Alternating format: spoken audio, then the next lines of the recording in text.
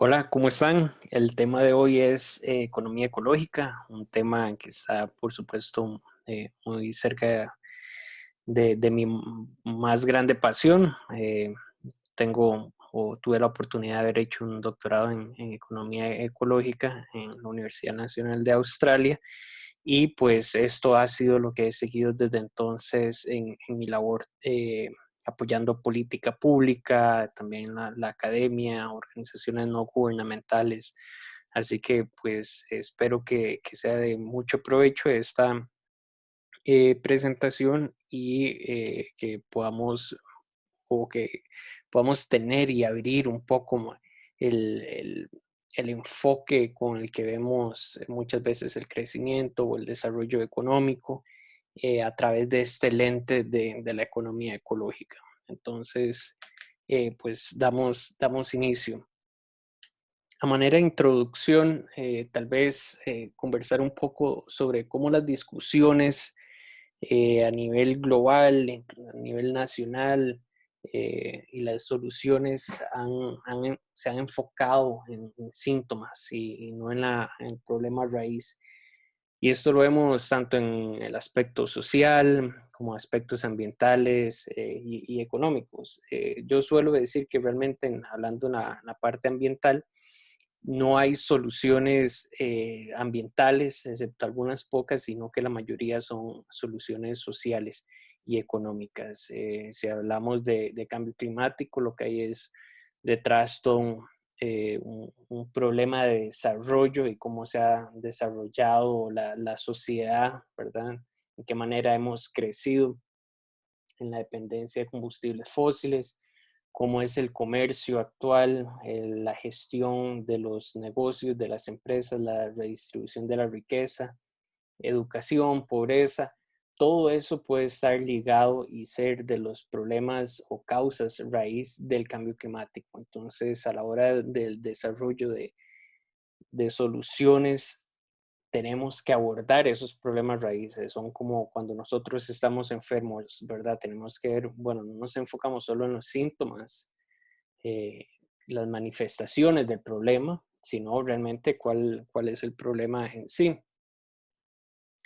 Eh, y eso es principalmente por lo que les decía, hemos tenido una visión del crecimiento errada, donde se piensa que pues se puede crecer indefinidamente y que esa debería ser la meta que la sociedad debe seguir y ojalá alcanzar algún día es un crecimiento, como decía, indefinido, crecimiento que involucra una producción y comercio indefinido y un consumo indefinido, ¿verdad?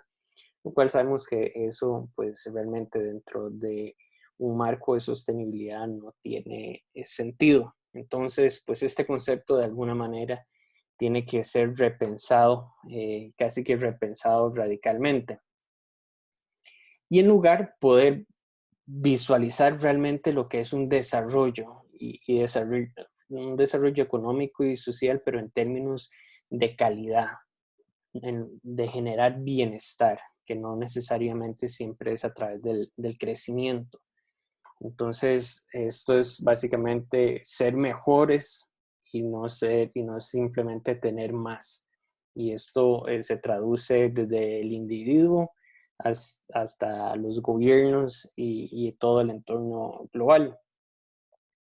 De modo que vamos a necesitar un tipo de economía que no pueda o que no deba ignorar la interdependencia e interrelación de todos los aspectos de la vida del planeta. Entonces, esto es un reto enorme en términos de disciplinas académicas y también políticas, en donde los temas que se tratan actualmente como aislados uno acá o otros sectores donde no conversan entre otros sectores, instituciones que no tienen relación con las demás instituciones y lo podemos ver desde el punto de vista de salud, desde el punto de vista de turismo, eh, transporte, etcétera, como todos tienen que manejar un lenguaje al menos que les permita comunicarse para poder desarrollar un camino con una visión conjunta que integre la experiencia y el conocimiento de cada uno de estos sectores. Ese es pues el gran reto. Hemos pasado de lo que llaman un mundo vacío, y aquí podemos ver, esto es una representación del sistema simplificado del planeta, como bueno, el planeta es un sistema abierto que capta energía solar y también puede desechar energía, y esto lo vemos por ejemplo con la misma energía que es refractada. Dentro del sistema está la economía, y la economía, por supuesto, desde una visión también industrial, a la economía se le inyectan recursos, igualmente energía, y este a su vez produce energía residual y recursos que pueden ser el producto objetivo que se tuvo a la hora de desarrollar el modelo económico, y también algunos desechos. El planeta, que es lo que le da los límites a la economía, tiene o es una fuente de estos recursos, y también es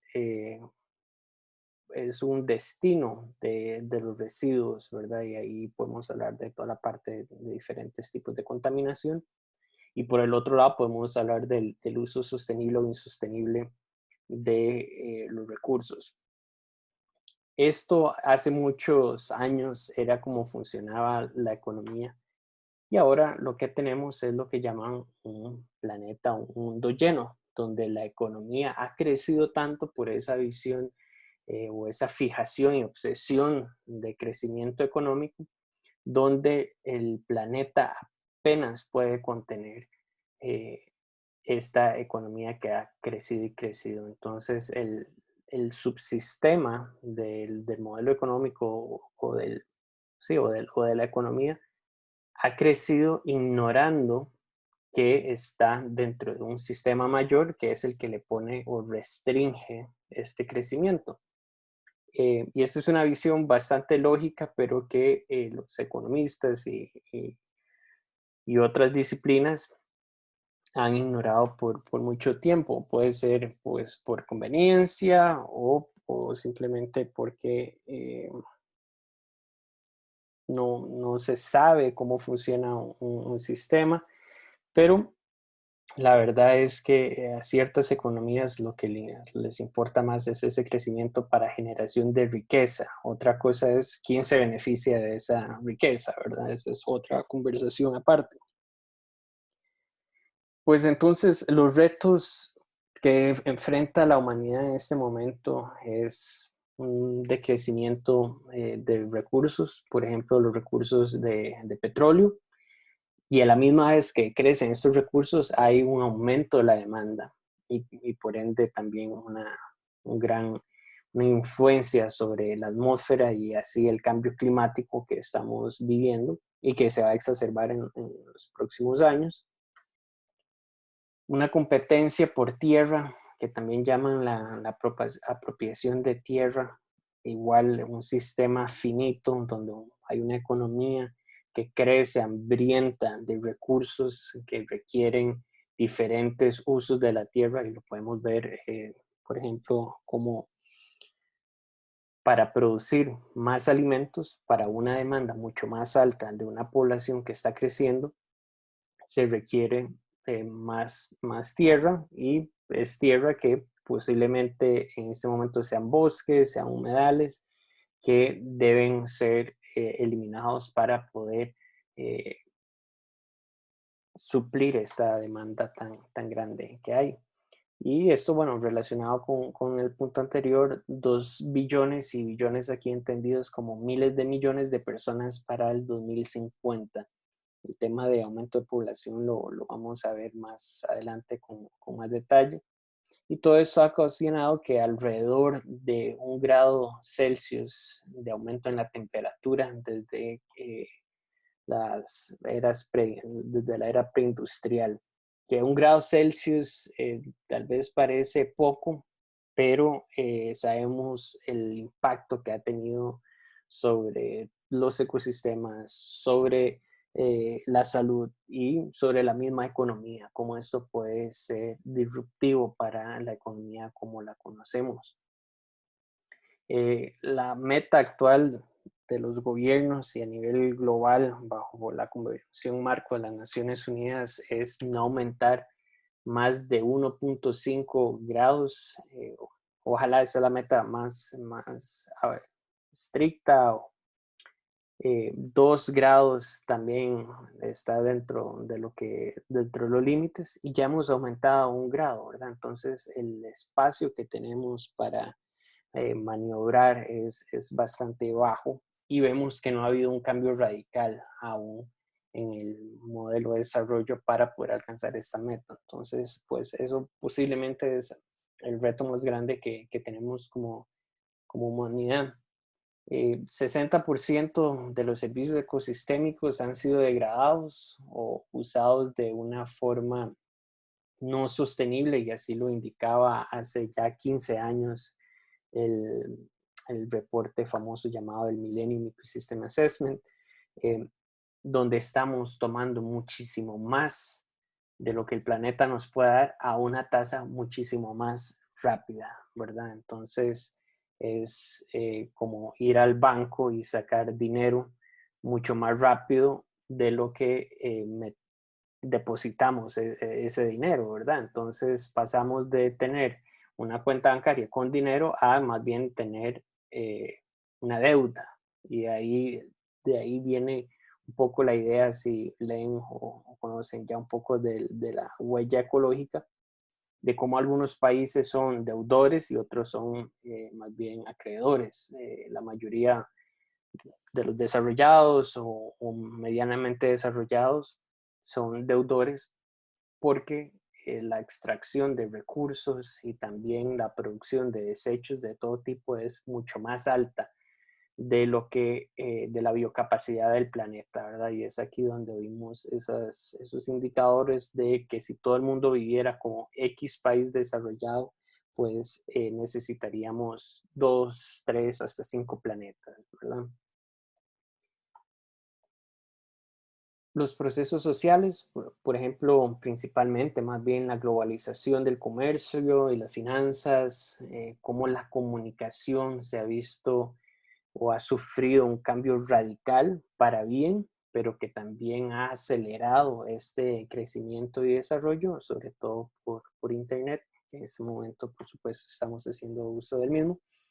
Eh, pero esto ha generado ese crecimiento tan acelerado que nunca se le puso límites, ¿verdad? Nunca se le puso una correa y nunca se le dijo hasta dónde podía correr, ¿verdad? Sino se le ha dado una rienda suelta y los problemas tal vez apenas se están comenzando a visualizar.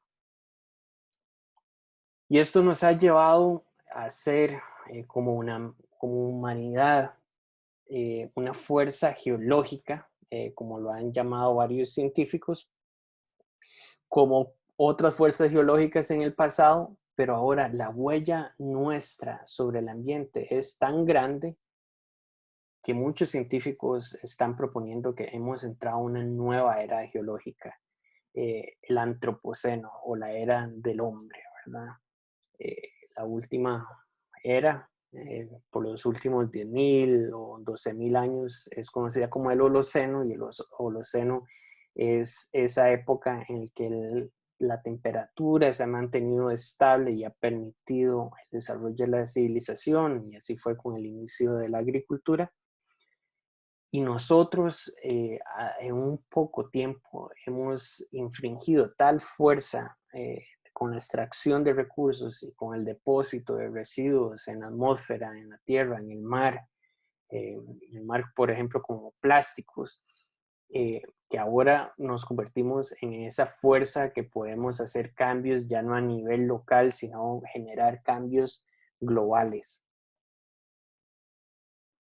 Y como les decía, pues ahora la humanidad nos podemos comparar con una fuerza geofísica tal como las demás grandes fuerzas de la naturaleza, en términos de cómo funciona el sistema de la Tierra, ¿verdad? Y si por sistema de la Tierra entendemos el conjunto de subsistemas que interactúan, sociales, económicos y ambientales dentro del planeta. Y el antropoceno, más que un simple concepto o una idea, realmente tiene implicaciones importantísimas en la toma de decisiones para poder, y lo que se hablaba en las primeras diapositivas, para poder visualizar realmente cuáles han sido esas causas o esos problemas más bien raíz de lo que estamos viendo actualmente. La humanidad ha sido por miles de años, por el 90% de su existencia, de los 160.000 años han sido cazadores, hemos sido cazadores y recolectores. Y apenas hace unos pocos años, en términos geológicos, tal vez, ¿verdad? 10.000 años, es que hemos migrado hacia un sistema sedentario a través de la innovación de la agricultura, ¿verdad? Donde nos permitió ya no ser nómadas, de estar moviéndonos para poder cazar y recolectar los alimentos y estar buscando áreas para protegernos y para crear a las familias, sino que la agricultura nos vino a dar esa estabilidad que permitió a su vez, obviamente, el desarrollo de pueblos y ciudades y obviamente también la creación de civilizaciones complejas. Entonces, la invención de la agricultura podría ser vista como el primer gran paso o la primera fase de esa fuerza geológica en la que la humanidad se iba a convertir. Este gráfico nos deja muy bien claro cómo se ha comportado algunas variables, sobre todo en cambio climático, pero que se ve reflejado en algunos de los otros temas sociales y económicos que estamos hablando.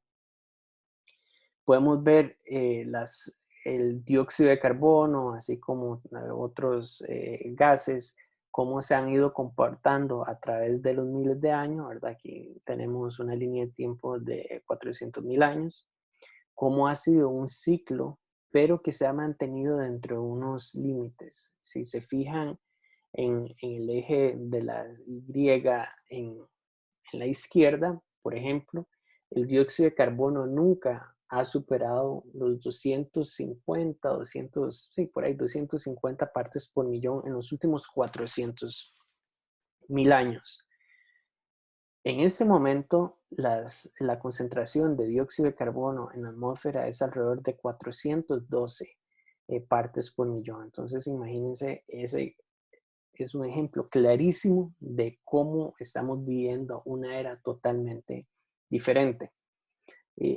Y apenas podemos ver reflejado en los últimos 10.000 años donde comenzó la historia, la nueva historia de la humanidad con la invención de la agricultura. Aquí lo vemos un poco más claro. Igual podemos ver a través del desarrollo de la humanidad diferentes momentos clave de, de la civilización como tal y vemos cómo ha ido variando estos cambios en la temperatura y el cambio en la temperatura pues siempre se dio de esa manera cíclica hasta que se llegó a una estabilidad que vemos en el Holoceno. Y esto es importantísimo porque muchas veces tal vez una justificación de los que son escépticos al cambio climático es que digan, no, bueno, siempre ha sido un ciclo. Sí, siempre ha habido un ciclo, pero más bien veníamos en un periodo de totalmente estabilidad, incluso a una tendencia hacia la baja de la temperatura. Y vemos más bien cómo la hemos elevado de una manera tan abrupta y haciendo énfasis en no solo en la cantidad de grados Celsius extra que hemos aumentado, sino en la cantidad de tiempo en que lo hemos hecho, ¿verdad?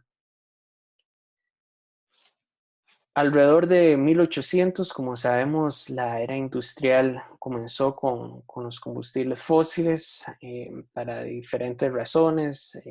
Incluso ayudó a la extracción de más carbón a través de la invención de las máquinas de vapor, etcétera. Y esto comenzó a acelerar la extracción de recursos y el depósito de desechos en la atmósfera, en el agua, en la tierra.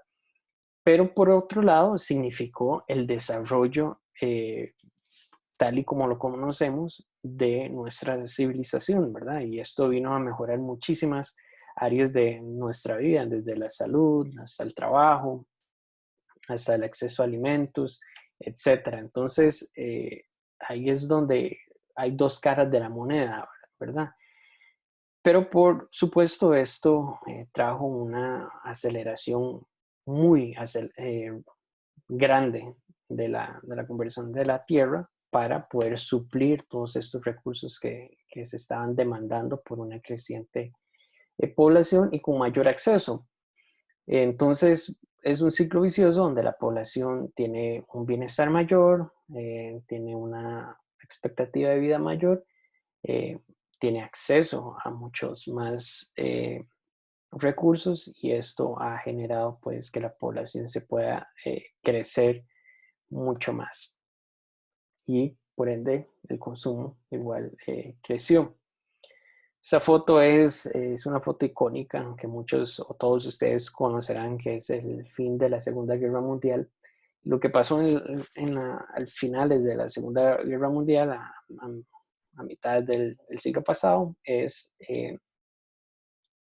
que esa aceleración que se venía viendo a través de la revolución industrial se vio a otro nivel, se aceleró exponencialmente.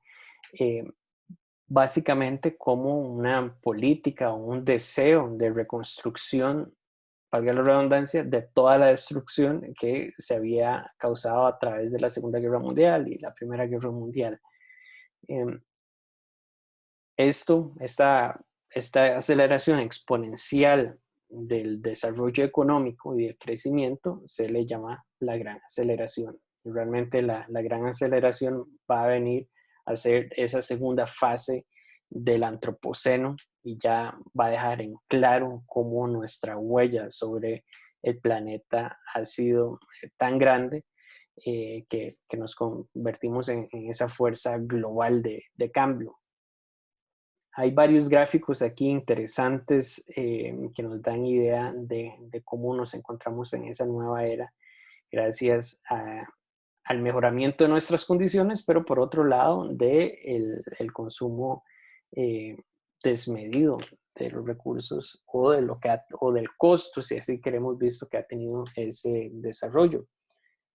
Por ejemplo, en la esquina superior izquierda, el gráfico de la población es un indicador claro. Imagínense que en 1950, pongamos el ejemplo, fue cuando nació mi mamá, eran alrededor de 3.000 millones de personas. O sea, tomó toda la historia de la humanidad para llegar a 3.000 millones. Y en el periodo de vida de mi mamá, que aún está viva, hemos logrado llegar a 7.000. Entonces, imagínense que en el mismo periodo de vida de una persona, hemos más que duplicado la cantidad de personas sobre el planeta que tomó toda la historia de la humanidad. Y esto se ve reflejado en otros indicadores, por ejemplo, el Producto Interno Bruto a nivel global, cómo aumentó exponencialmente a partir de 1950.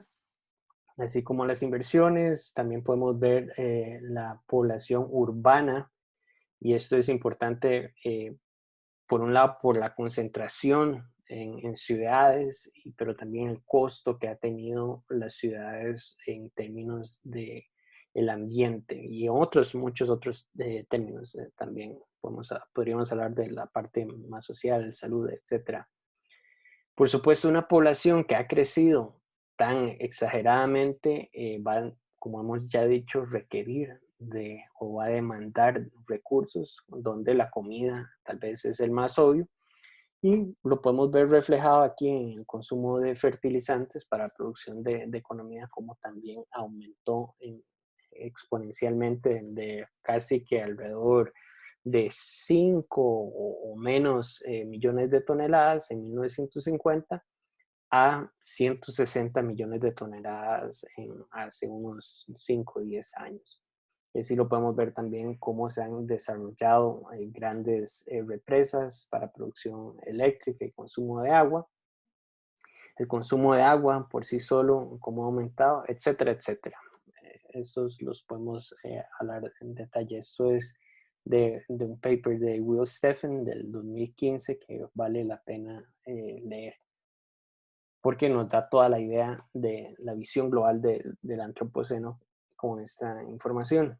Eh, si lo vemos en términos de quiénes son los que se han desarrollado, podemos ver en un anaranjado más oscuro países de la OECD, en un anaranjado un poco menos oscuro el BRICS, ¿verdad? Que todos conocemos, Brasil, Rusia, etc. Y el anaranjado mucho más claro son pues el resto, ¿verdad? Entonces realmente el desarrollo no ha sido equitativo y vemos como diferentes grupos de países se han desarrollado de diferentes maneras y teniendo impactos diferenciados también, por supuesto. Este es como un zoom a esto que veíamos y las estadísticas son pues muy claras, ¿verdad? Casi que el 20% de la población global es responsable por el 74% del consumo mundial. Y esto lo que sigue es una tendencia clásica de Pareto, ¿verdad? De casi un 20-80 perfecto. La gran aceleración normalmente es fácil medirla a través de lo que se llama la ecuación iPad, ¿verdad? No iPad como de Apple, pero iPad, que ya les voy a explicar más de qué se trata. Y lo que estima es cuál es el impacto general sobre el capital natural, sobre el ambiente, de la gran aceleración, ¿verdad? Realmente todas estas estadísticas que vimos, cómo los podemos medir de una manera con un índice común. Y a lo último, lo que se genera con esta ecuación es un impacto agregado del cambio en población. Son tres principales ¿cómo se llama? Valores o variables, perdón, que es población, afluencia, y afluencia es un proxy de consumo, y la tecnología, ¿verdad? Entonces ahí está la P, la A y la T, y la I es del impacto. Si lo vemos de manera gráfica, aquí lo podemos ver como desde 1900, lo pueden ver abajo en el vértice de las flechas, como en 1900 a 1950, el salto en estas tres variables, y después, en este caso, a 2011. Vemos que, por ejemplo, en población, tal como lo veíamos a 1950, 2.5 billones de personas, y al 2011, 7 billones. Entonces, vean cómo este cubo que se forma a la hora de integrar las tres variables creció desde 1900, tal vez el cambio de 1900 a 1950, pueden ver el cubo o un rectángulo, que es un crecimiento pequeño, relativo, y a partir de 1950 al 2011 fue un cambio radical. Lo podemos ver en tecnología, medido a través de las patentes generadas, cuando en 1950 eran alrededor de 400,000 y al 2011 casi 2 millones. Y la afluencia, en que hablamos en términos de consumo, donde había un Producto Interno Bruto global de alrededor de 5 trillones en 1950, a finales de la Segunda Guerra Mundial, y para el 2011 se había aumentado casi que en 10 veces, ¿verdad? Entonces, si vemos en los cambios en 50 años, por ejemplo, en 1900 a 1950 pasó de 2 trillones a 5 trillones, se duplicó básicamente, un poquito más, pero en los próximos 50 años o 60 años en este caso, 10 veces, ¿verdad? Entonces, es ese crecimiento exponencial que ha marcado el antropoceno, ¿verdad? Y bueno, y todos estos variables sociales, económicas, qué es lo que han tenido, cuál han sido el impacto sobre las variables tal vez más biofísicas o ambientales. La más clara era la que hablamos al inicio y que es la que se muestra en la esquina superior izquierda, que es el aumento tan exagerado de las concentraciones de dióxido de carbono. Y aquí lo vemos, por ejemplo, en 1950, que rondaban alrededor de las 310 partes por millón, y para finales del 2010 eran casi 390, y sabemos que para hoy, en el 2020, están siendo alrededor de un poquito más de 410, 412. Así lo vemos con otros gases de efecto invernadero, como es el óxido nitroso, el metano, etcétera, y su causa sobre el aumento de la temperatura, ¿verdad? Igual en uno de los gráficos es visible en el quinto gráfico, si lo vemos de izquierda a derecha, como el aumento de la temperatura, que en 1950 realmente había aumentado punto casi imperceptible, ¿verdad? Ese decimal, a hoy que ha aumentado 1 grado Celsius, como les decía, ¿verdad? Y esto lo podemos ver también, lamentablemente, este impacto del antropoceno lo podemos ver en otras variables claras, como es la pérdida de bosque en la esquina inferior izquierda, la tierra que ha sido domesticada para sobre todo producción alimentaria, etcétera, etcétera. Entonces es claro esa huella humana de la que todos estamos conscientes, pero se hace muchísimo más claro al analizarlo, desagregarlo en estas variables. ¿Y esto a qué nos lleva? Tenemos o nos convertimos en una fuerza global de cambio, lamentablemente para más cambios negativos que positivos, y esto a su vez va a requerir que tengamos soluciones globales, soluciones sistémicas y lo que muchas veces podemos llamar una administración planetaria, de manera que ya no nos podemos concentrar en retos y variables ambientales individuales, ¿verdad? En sus sectores y subsectores, sino que ahora el reto es cómo vamos a poder entrelazar todos los desafíos a múltiples escalas de todos estos sectores, ¿verdad?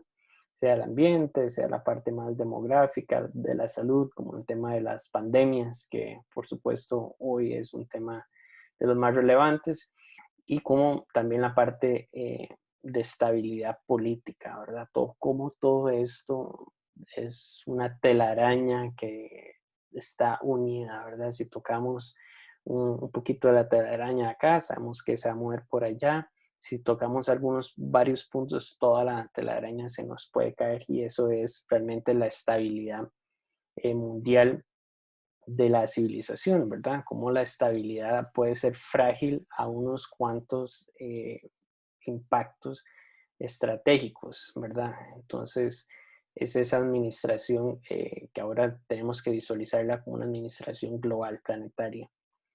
Para poder administrar de manera eficiente y sabia estos recursos, lo que muchos científicos hoy se plantean es, bueno, realmente cuáles son los límites que no debemos sobrepasar, ¿verdad? Habíamos visto cómo habíamos pasado de un mundo vacío a un mundo lleno, ignorando realmente estos límites, sobre todo límites biofísicos. Eh, la idea es, ok, ahora desarrollemos, crezcamos sabiendo de cuáles son, eh, de nuevo, los límites que no debemos sobrepasar para continuar con una sociedad y un planeta que nos dé la estabilidad necesaria para poder generar el bienestar a la sociedad que se requiere de una manera sostenible.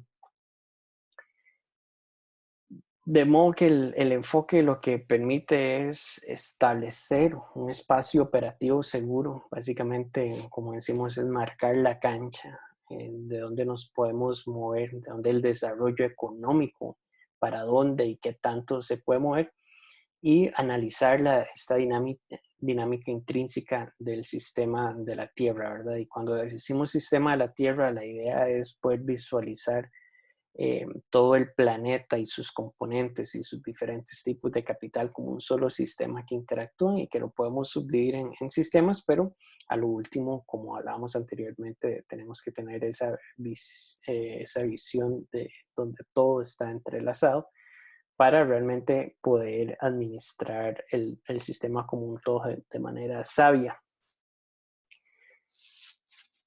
Se definieron, esto es de un paper de Rockström, de hace ya varios años, del 2009, si no me equivoco, eh, los principales límites planetarios que la humanidad no debería sobrepasar si queremos continuar con una sociedad estable.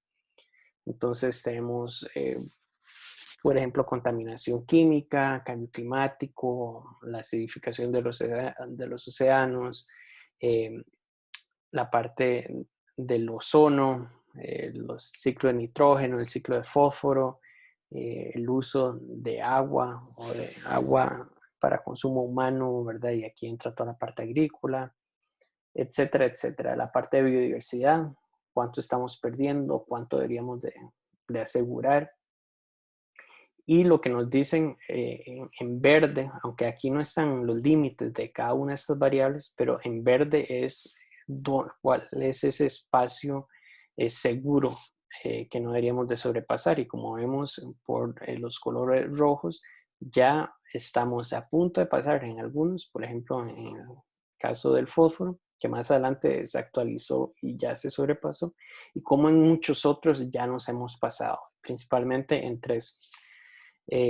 Cambio climático, donde el límite que han dicho los científicos que no debería pasarnos es de 350 partes por millón de las concentraciones de dióxido de carbono, y pues estamos en 400, ¿verdad? Entonces ese límite ya lo sobrepasamos.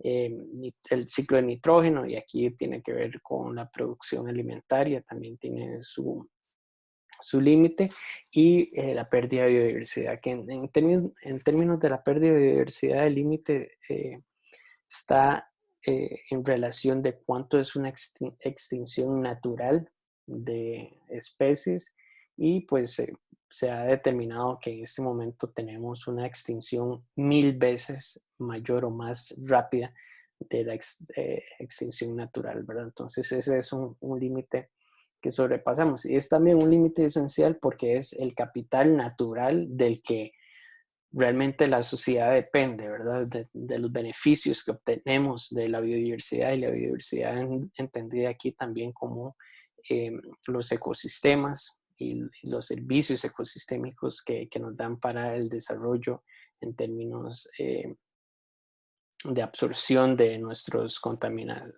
eh, contaminadores, sustancias contaminantes, pero también como es una fuente de los recursos que dependemos, sobre todo de alimento, podemos hablar de medicinas, bueno, agua, por supuesto, etcétera, etcétera. Regulación del clima, regulación del agua, que ya lo mencionaba, polinización, que es esencial para la generación de alimento. Pero también la biodiversidad representa una parte cultural que a veces no puede ser medida y que la estamos perdiendo, ¿verdad? Entonces aquí podemos verlo también desde ese aspecto más social, más espiritual y mental, de salud mental incluso. En el 2015, Will Steffen, que fue, de hecho, tuve el gran honor de ser mi profesor en Australia, actualizó en este marco de límites planetarios, y vemos como el ciclo de fósforo ahora también es uno de los que ya hemos sobrepasado, y también muy ligado a la parte de producción de alimentos. Este paper también se los recomiendo leerlos más en YouTube. Voy a poner abajo las referencias para que ustedes puedan tener acceso.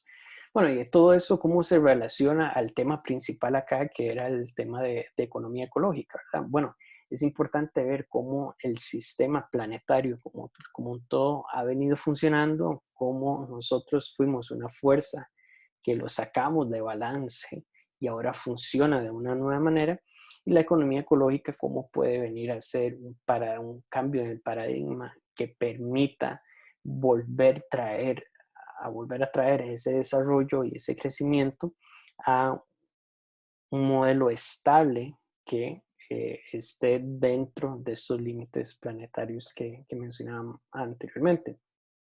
Entonces, bueno, sí, es visualizar un nuevo modelo donde podamos considerar que los problemas que tenemos ahora son globales, ya no son solo locales o de algunos pocos países, son de largo plazo y también involucran muchas disciplinas académicas, ¿verdad? Entonces, esto es parte de ese reto tan grande de poder abordar estos problemas de una forma sistémica que solo es posible trayendo mentes de diferentes disciplinas que puedan visualizar la complejidad de diversas maneras o más bien visualizar de la mejor y mayor forma lo caótico y caótico es lo complejo que pueden ser todos estos retos globales.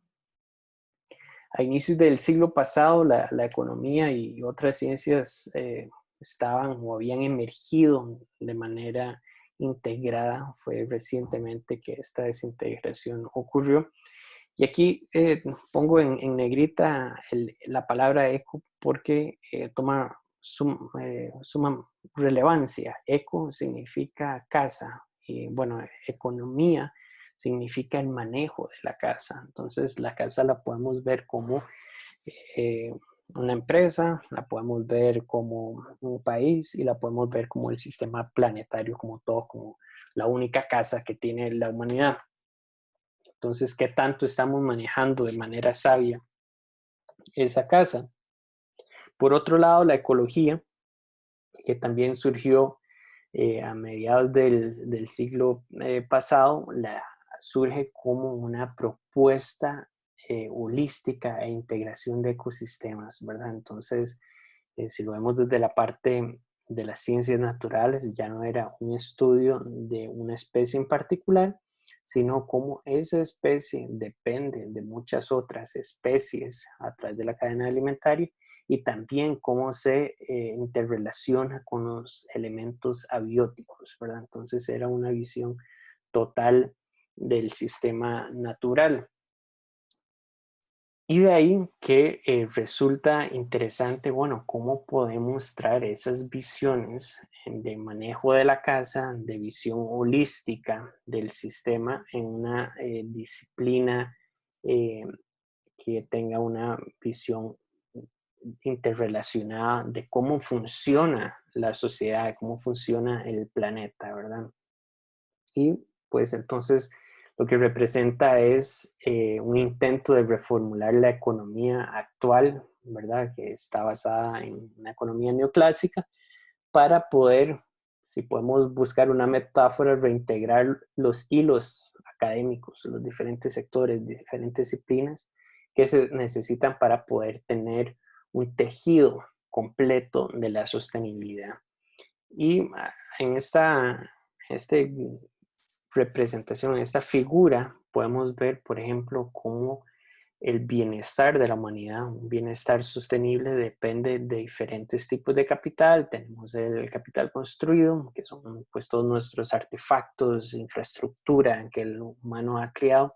El capital social, que son pues todas las redes sociales, ¿verdad? Y no las redes sociales solo de internet, sino todas las instituciones, la familia, etcétera. El capital humano, que somos nosotros los humanos con nuestro conocimiento, y el capital natural. Entonces, ¿cómo podemos tener una disciplina que pueda contemplar los elementos de cada uno de estos capitales para visualizar de manera integrada el desarrollo del bienestar humano?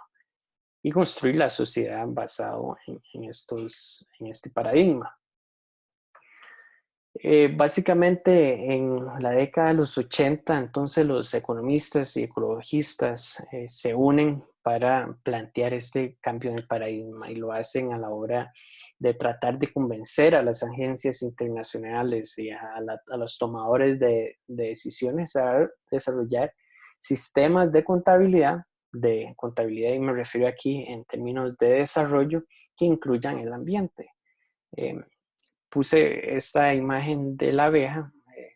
Como saben, la abeja poliniza diferentes cultivos y la gran mayoría de cultivos de los que nosotros dependemos para nuestros alimentos diarios dependen a su vez de polinizadores y la mayoría o muchos son insectos como las abejas y avispas, ¿verdad?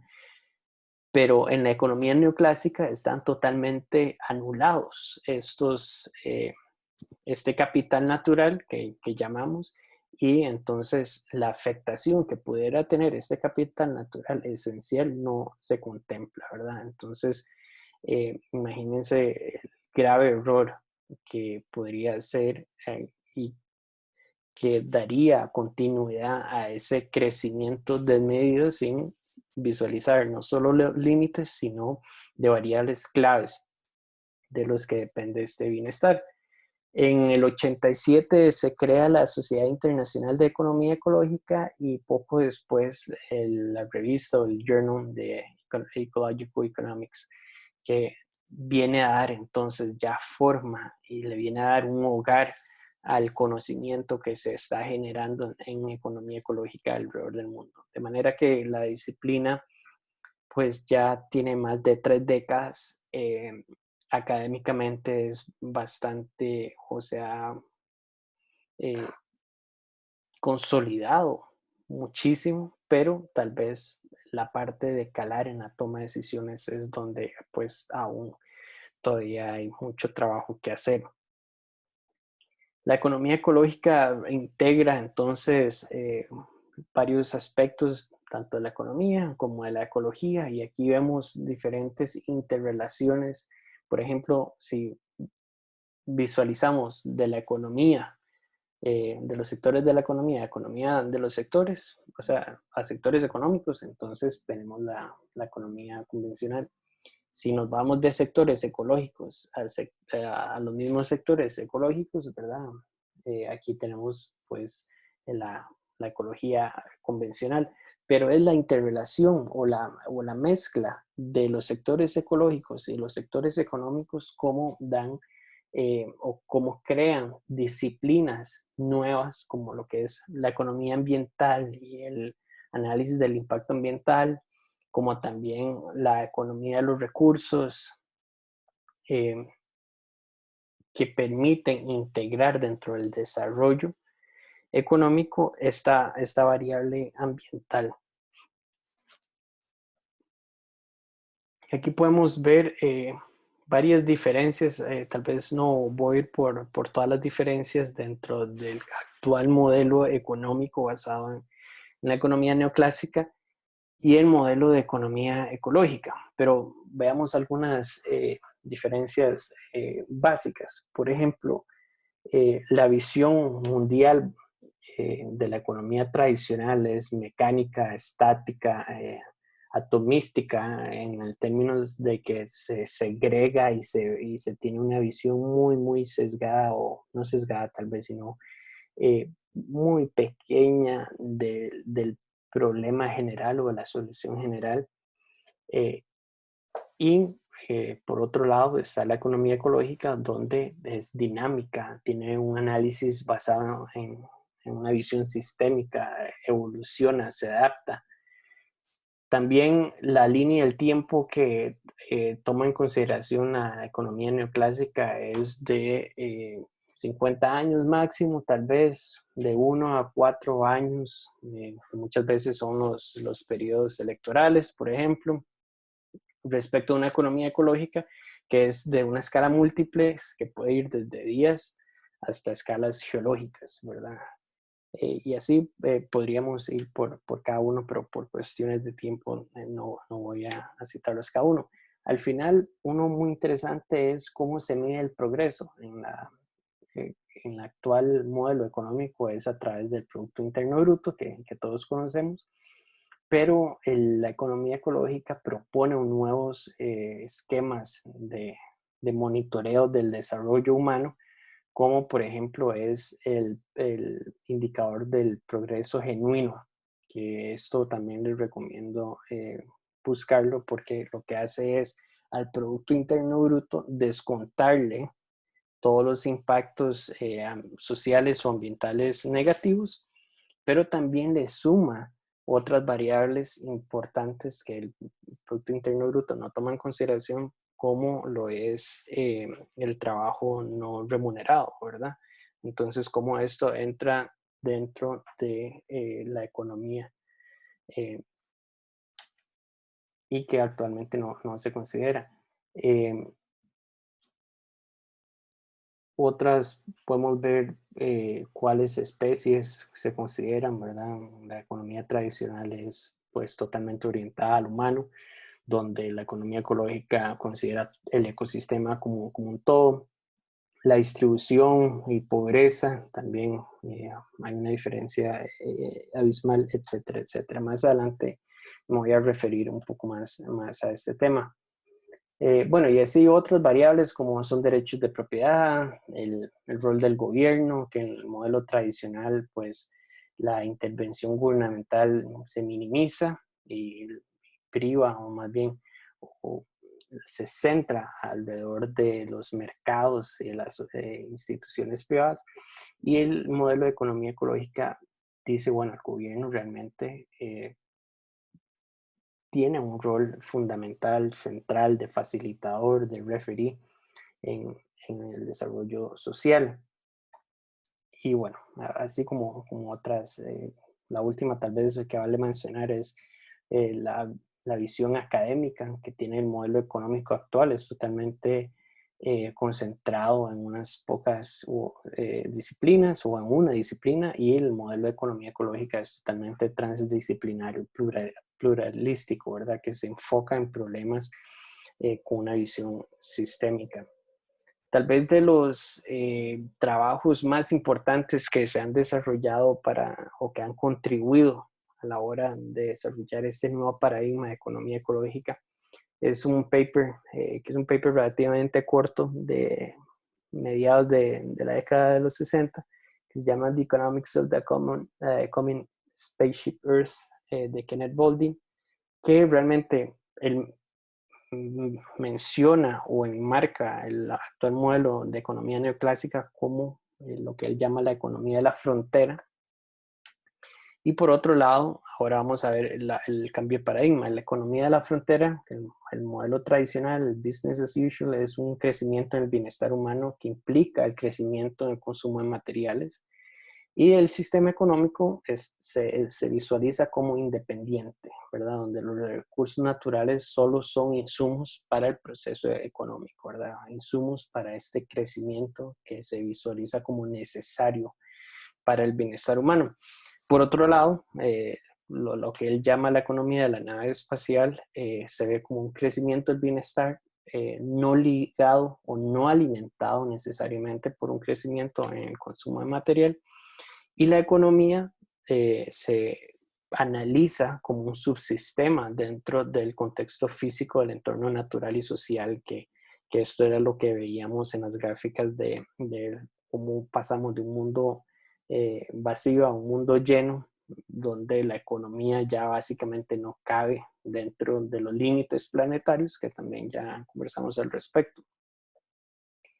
Eh, es importante también considerar, y lo hablábamos anteriormente, los diferentes tipos de capital que existen, pero este gráfico de Constanza y compañía del 2014, lo que viene es a dar una visión de cómo los 4 tipos de capitales se interrelacionan e interactúan para crear el bienestar humano.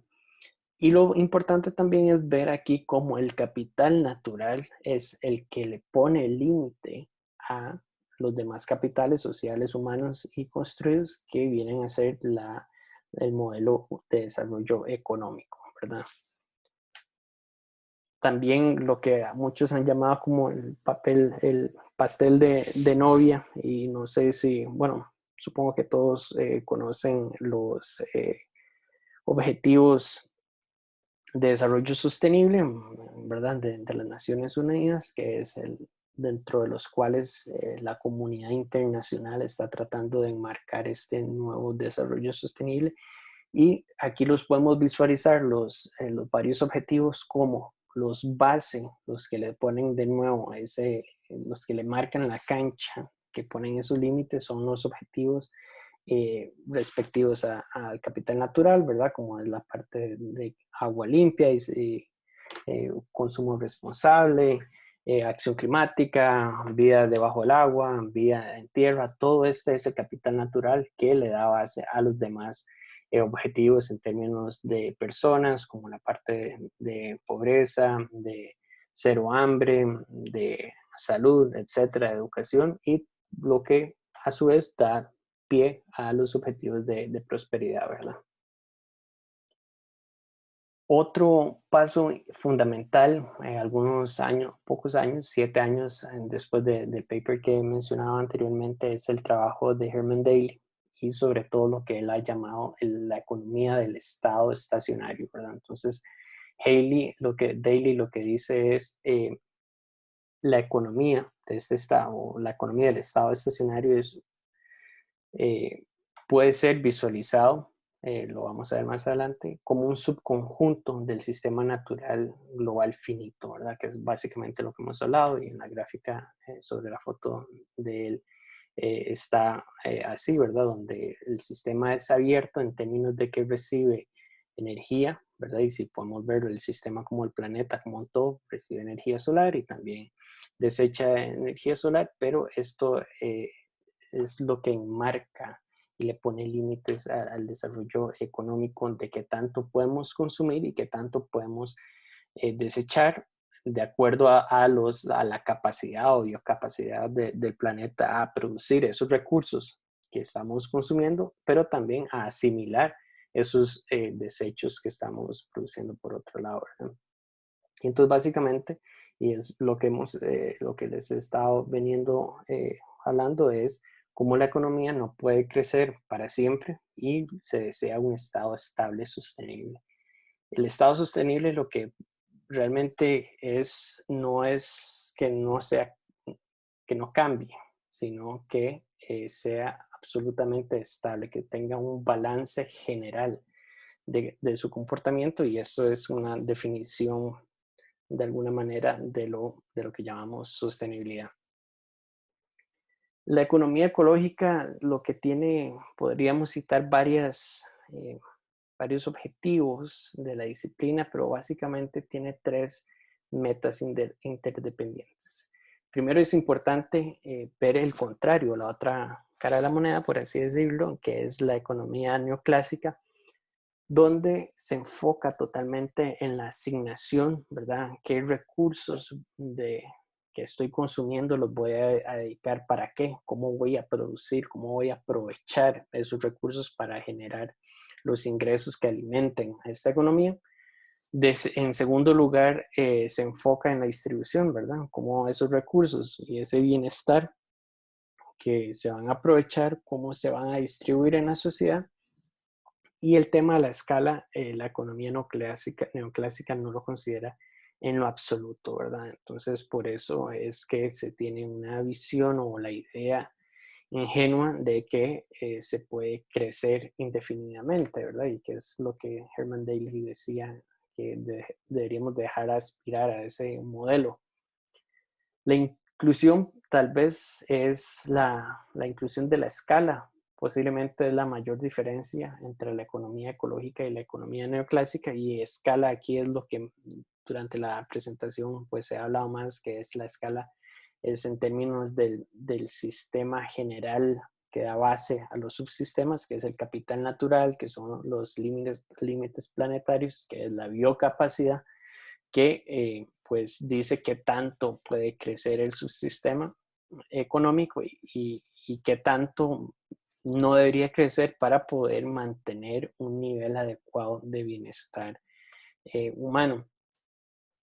Las metas de la economía ecológica, que son interdependientes, entonces podemos verlas al revés de la economía neoclásica, donde lo principal es poder enfocarse o desarrollar un modelo económico bajo una escala sostenible que reconoce sus límites, una distribución justa de los recursos que se van a extraer bajo ese enfoque sostenible y la asignación eficiente luego de la producción a través de la extracción y distribución de esos recursos. Entonces realmente es volcar las prioridades y eso es lo que realmente genera un nuevo paradigma.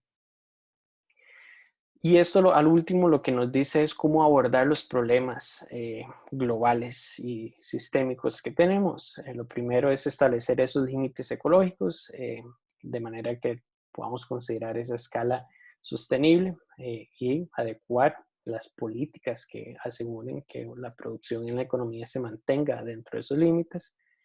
Establecer una distribución justa y equitativa, que es pues mucho de lo que está haciendo falta en la actualidad, ¿verdad? Utilizando, por ejemplo, políticas o sistemas de derechos de propiedad, transferencias, y finalmente utilizar, bueno, los mecanismos de mercado para asignar los recursos de manera eficiente, ¿verdad? Entonces, el mercado no es que esté excluido dentro de la economía ecológica o no es que la economía neoclásica esté siendo totalmente ignorada dentro de la economía ecológica, simplemente es que el funcionamiento o las prioridades se visualizan en un orden diferente.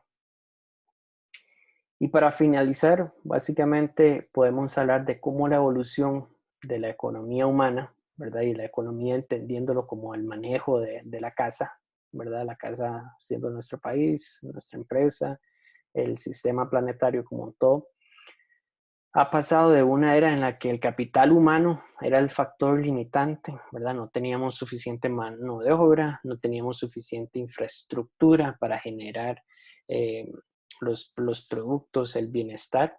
Eso era tal vez en la era preindustrial. Ahora, un modelo, un desarrollo económico donde el capital natural es lo que se ha convertido el factor limitante.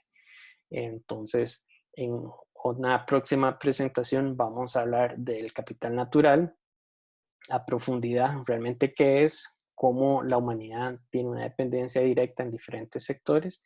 Y aquí lo vemos muy claramente, ¿verdad? Una división de cómo la producción alimentaria, una necesidad real de la sociedad, se está comiendo ese capital natural, que en este sentido es el bosque, y cómo eso tiene una repercusión directa sobre la estabilidad planetaria total.